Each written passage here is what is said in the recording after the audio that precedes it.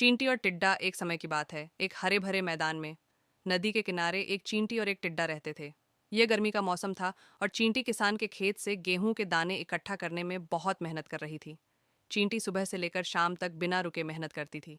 वह गेहूं का एक भारी दाना अपनी पीठ पर संतुलित करके लाती, उसे अपने भंडार लाडर में सावधानी से रखती और फिर खेत की ओर दौड़ जाती अगला दाना लाने के लिए। वह दिन भर यही काम करती रहती, खेत और अपने घर के बीच दौड़ती रहती। वहीं दूसरी ओर टिड्डा उस हरे भरे मैदान में मौज मस्ती करता, गाना गाता और नाचता रहता। वह अक्सर चींटी को देखकर उसका मजाक उड़ाता और कहता कि इतनी मेहनत क्यों कर रही हो। वह बार बार चींटी को बुलाता और कहता, आओ मेरे साथ गाओ, नाचो और इस पल का आनंद लो।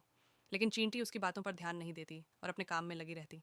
ये देखकर टिड्डा और जोर से हंसता और चींटी का मजाक उड़ाता कि इतनी गर्मी में खाने की कमी नहीं, फिर इतना सहेजने की क्या जरूरत रहता। धीरे धीरे गर्मी का मौसम बीत गया। पतझड़ आया और फिर सर्दी। अब चारों ओर बर्फ गिरने लगी थी। सूरज भी मुश्किल से दिखता और रातें लंबी और ठंडी हो गईं। अब टिड्डे को गाने और मस्ती में कोई रुचि नहीं रही। वह ठंड और भूख से कांपने लगा। उसके पास न खाना था, न ही कोई आश्रय। तब उसे चींटी की याद आई। वह मदद मांगने के लिए उसके घर गया और दरवाज़ा खटखटाया।